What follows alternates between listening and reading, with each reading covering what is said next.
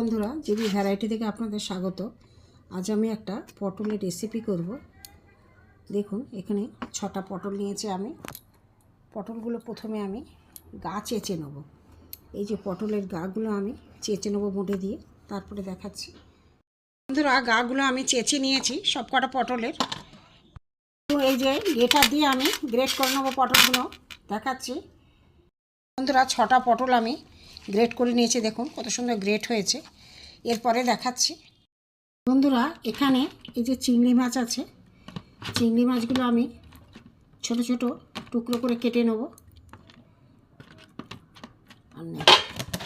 আমি চপিং করে নেবো, পুরো ছোট ছোট এই দিয়ে আমি চপিং করে নেবো। দেখতে থাকুন বন্ধুরা। দেখুন সুন্দর চপ হয়ে গেছে, ছোট ছোট একদম ঘাটা হয়ে গেছে।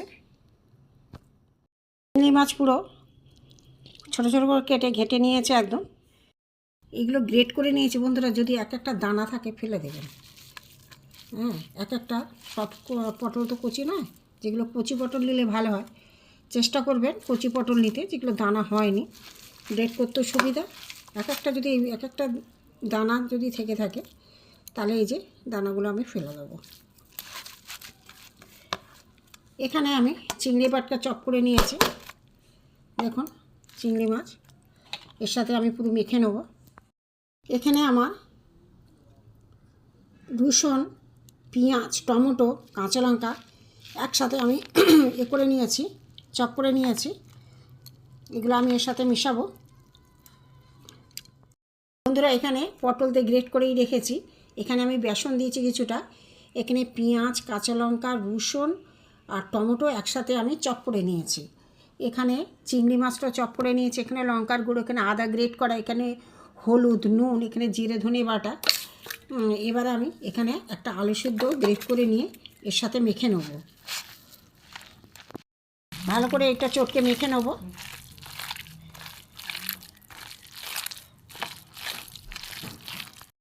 বন্ধুরা, এখানে দেখুন তেল কড়াই গরম হয়ে গেছে। বেশি গরম আমি করবো না, পুড়ে যাবে। একটু প্রথমে গরম করে নিয়ে একটু কমিয়ে দিলাম। এখানে আমার পটল গ্রেট করা, আলু সিদ্ধ, বেসন, পেঁয়াজ কুচি, লঙ্কা কুচি, রসুন কুচি দিয়ে আমি একটা চিংড়ি মাছ আছে এতে দিয়ে ছোট ছোট বলের আকারে ভেজে নেব।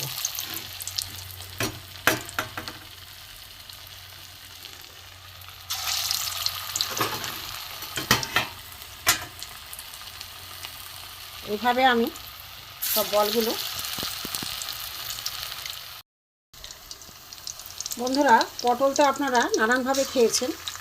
একবার এই চিংড়ি মাছে দিয়ে, এই পটলের সাথে দিয়ে একটা নতুন রেসিপি সম্পূর্ণ এইভাবে করে খান একদিন, দেখবেন খুব ভালো লাগবে, টেস্টও হয় ভালো। এবার আমি এই কটা দিয়েছি, এগুলো ভাজা হোক, তারপরে দেখাচ্ছি।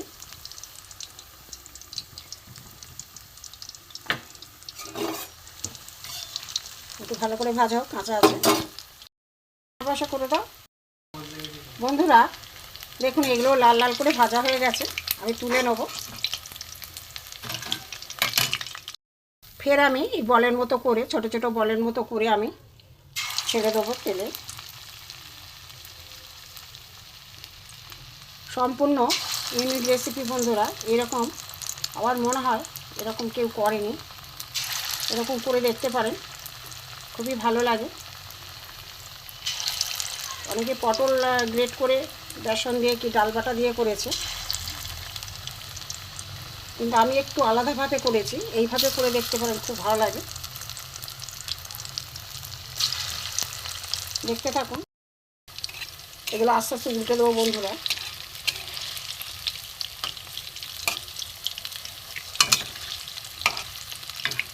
হালকা আছে করতে হবে।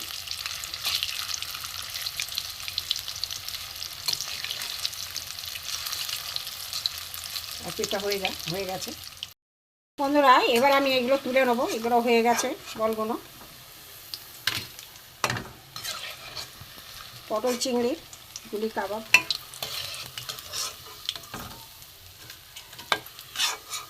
হয়ে গেল। এগুলোটা তুলে নিলাম। এবার দেখুন আরও কিছুটা আছে, আবার আমি এই গোল গোল করে দিয়ে দেবো।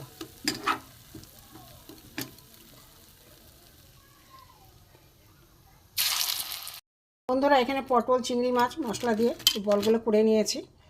এখানে আমার যা তেল ছিল, এখানে পেঁয়াজ, রসুন আর টমেটো একসাথে কুচি করা, কাঁচা লঙ্কাও আছে।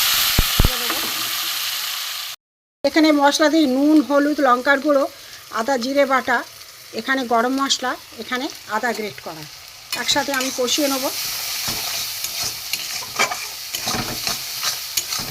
সব মশলা দেওয়া হয়ে গেছে, এইটার সাথে কষিয়ে নেব।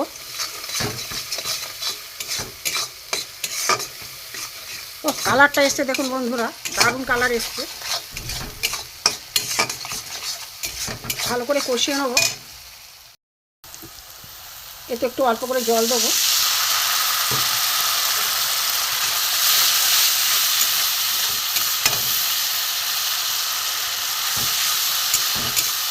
কালারটা কত সুন্দর এসছে বন্ধুরা। আমি এমনি লঙ্কার গুঁড়ো দিই, কাশ্মীরি লঙ্কার গুঁড়ো দিই না, এতেই কালার আছে। কাঁচা লঙ্কা আছে, একটু ঝাল ঝাল হবে ভালো খেতে।